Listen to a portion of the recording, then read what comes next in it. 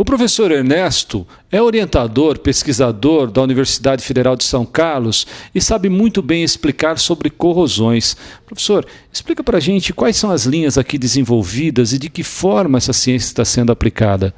Bom, o que é corrosão, né? Corrosão é o seguinte, ela é uma origem de perda econômica muito grande em todas as instâncias do mundo. Então, como a gente sabe, 1/3 de todo o minério de ferro que é transformado em aço, a cada ano é perdido por corrosão. Agora, isso é um efeito direto, né? Os efeitos indiretos da corrosão são as horas paradas de equipamento, são os eventuais acidentes. Imagina, então, uma tubulação sob pressão num ambiente agressivo que, de repente, por um processo de corrosão localizada, ela estoura. O dano que isso não causa, o dano material, o dano, eventualmente, até mesmo de vítimas, né? Ou mesmo situações onde você tem um concreto com o aço sob tensão.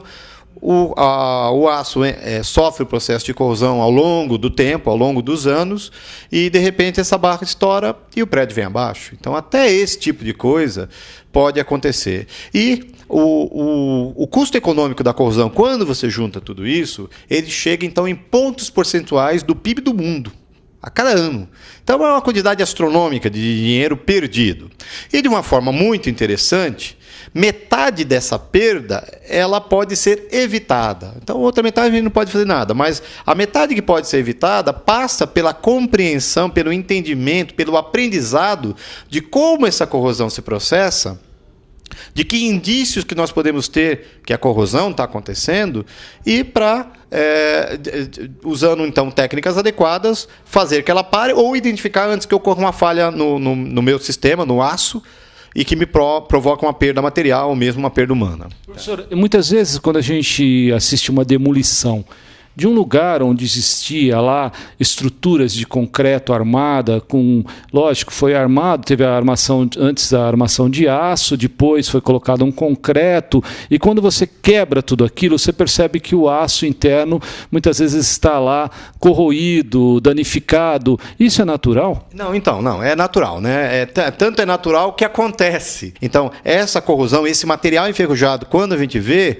muitas vezes é feio, mas não implicou ainda numa falha mecânica. Ele ainda suporta a tensão, se for o caso. Agora, a localizada, não. Ela ocorre ao longo do tempo, mas a falha é repentina. Tá? Então, métodos para você investigar como a corrosão ocorre, eles são, por si só, objeto de estudos. O que a gente tem feito no laboratório? A gente tem procurado técnicas de baixo custo, técnicas simples, de tal forma e técnicas inovadoras que nos permitam abordar o estudo, a compreensão e mesmo os métodos de evitar a corrosão. Como é que a gente pode fazer isso? Então, uma das formas que nós escolhemos fazer isso, que foi objeto de trabalho de doutorado de um dos professores do laboratório, nós somos em 2 professores laboratórios que compartilhamos interesse em corrosão,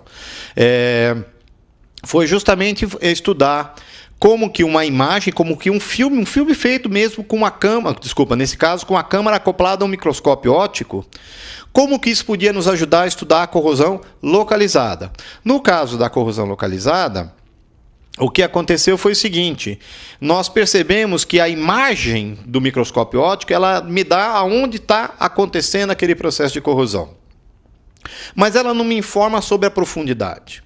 Por outro lado, como essa imagem é medida durante um experimento, nós chamamos de experimento eletroquímico, a gente tem uma informação que é a quantidade de ferro que dissolveu, isso é uma medida direta, que ela é uma informação de toda a superfície, mas ela não me diz onde está acontecendo. Então, olha o que eu tinha. Eu tinha a localizada e bidimensional, e eu tinha a tridimensional, mas sem saber aonde que ela ocorria. E quando a gente juntou essas duas informações, então agora nós temos a informação tridimensional e localizada. Em outras palavras, eu não só sei aonde o buraquinho está se formando, como eu sou capaz de medir a mudança na profundidade, o aumento do buraquinho à medida que o tempo passa. Então, isso foi muito interessante. Isso aí realmente foi a ideia do aluno, sob orientação da professora Lúcia, foi realmente uma ideia muito, muito boa, é uma técnica muito barata e ela é generalizável, né? Ela pode ser usada para qualquer situação de corrosão sob polarização, durante o experimento eletroquímico que nós queremos imaginar.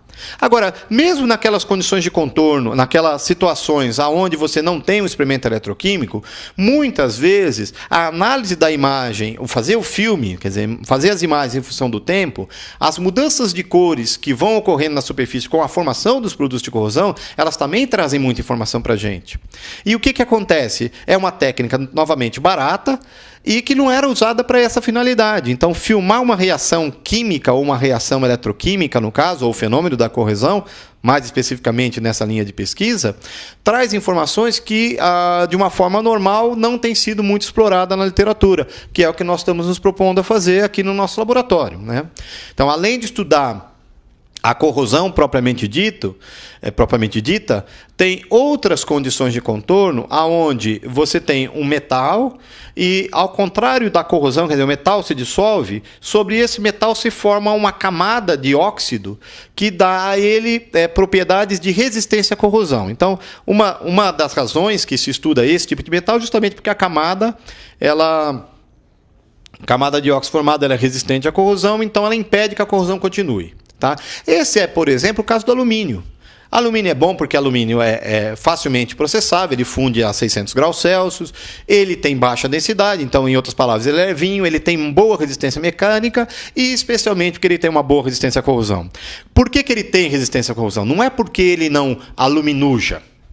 Porque, claro que não tem cabimento falar de enferruja para o alumínio, né? Então ele aluminuja. Não é porque ele não aluminuja, é muito pelo contrário. Ele aluminuja tão rápido que aluminuja e para. Aí não continua perdendo metal por dissolução, por corrosão, certo? Então o que a gente faz? Nesse caso também nós estamos estudando os eventos que acontecem durante a formação desse filme de óxido no intuito de compreender como que isso afeta a propriedade, a resistência à corrosão e para que mais isso pode ser usado. Porque estas superfícies de óxido elas podem ser usadas, por exemplo, para promover catálise em algumas condições, em algumas reações específicas. Então, correlacionar como que eu formo e que propriedade que eu vou ter depois, neste caso também é bastante interessante, é bastante importante. Professor, a ciência não para, a ciência caminha a passos largos, dando soluções para a sociedade. O Brasil ganha com pesquisas dessa natureza, o laboratório, bastante. Agora, é como o professor disse, os desafios são muitos.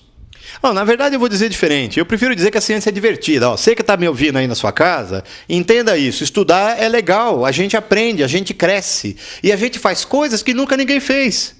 Então não é só o Ayrton Senna que ganhou o Campeonato Mundial de Fórmula 1. Aqui na Federal de São Carlos, aqui no LIEC, aqui no Departamento de Química, a gente faz coisas que nunca foi feito em nenhum lugar do mundo. Vem conhecer a gente uma hora dessas. Você vai ver que aqui tem espaço, tem abertura. Você vai conhecer um monte de coisas que você nem imaginou que se fizesse em química. Tá? Então é essa a mensagem. Quer dizer, o país ganha, mas nós nos divertimos muito aprendendo, trabalhando aqui dentro da Federal.